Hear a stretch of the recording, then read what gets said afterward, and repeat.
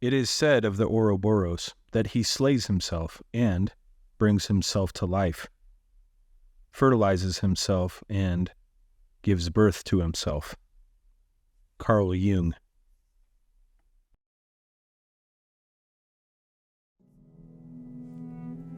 Across cultures and throughout history, one powerful symbol has endured: the Ouroboros. This enigmatic serpent, forever locked in its own embrace, represents a multitude of profound concepts. Join us as we delve into the fascinating world of Ouroboros. Close your eyes. Feel the ground beneath you. Solid yet ever-shifting. The sun, a blazing eye in the crimson expanse, watches your dance with the dust. You are in the Ouroboros, the devouring ring where time eats its own tail and every step leads back to the same endless circle of infinity. The serpent, scales shimmering like the blood-soaked sky, coils around you. Its vastness can be terrifying, yet in its eyes you glimpse a flicker of your own fear, your own struggle to break free. Are you not in some way also the serpent, forever locked in the dance of your own thoughts, desires, and anxieties? We chase after happiness, a shimmering mirage in the desert, only to find ourselves back at the starting point, parched, weary. We build walls of security, brick by brick of worry and control, only to be imprisoned within these walls. We chase shadows, we fight ghosts, and we wrestle with the echoes of our own making. So, what if the key of escape lies not in fleeing the circle, yet instead in facing ourselves? What if this experience of Ouroboros is not a prison, but more of a mirror? We sit down in the sand, we feel the heat radiating from the serpent's coils. We don't look away. We look into its eyes and we see our own reflection. Distorted, raw, real. We see the patterns, the habits, the stories that are spun to keep us bound.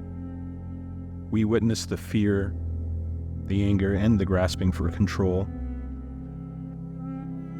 Here is where we feel the sting of our own bite, the taste of our own poison. It's not punishment, yet instead, it is understanding.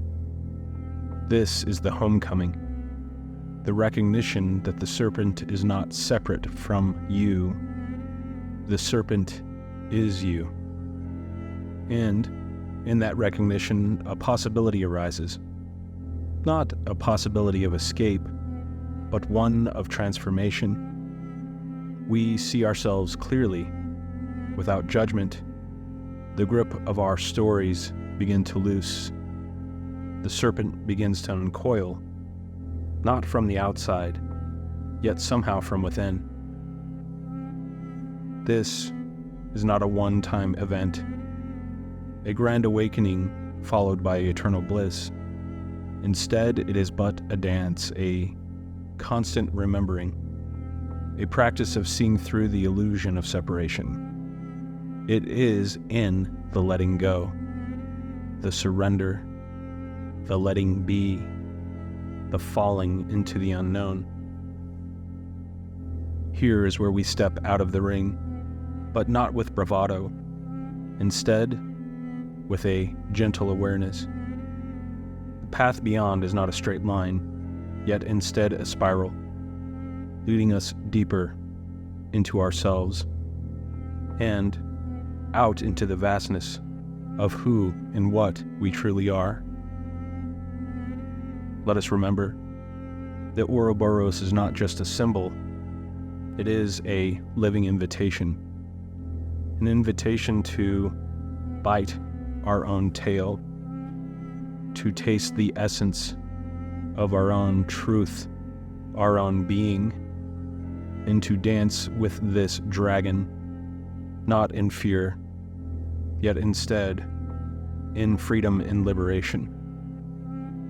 And as we walk into the unknown, the crimson sky softens, the suns dim, and the barren desert gives way to these green, verdant hills, a shimmering lake.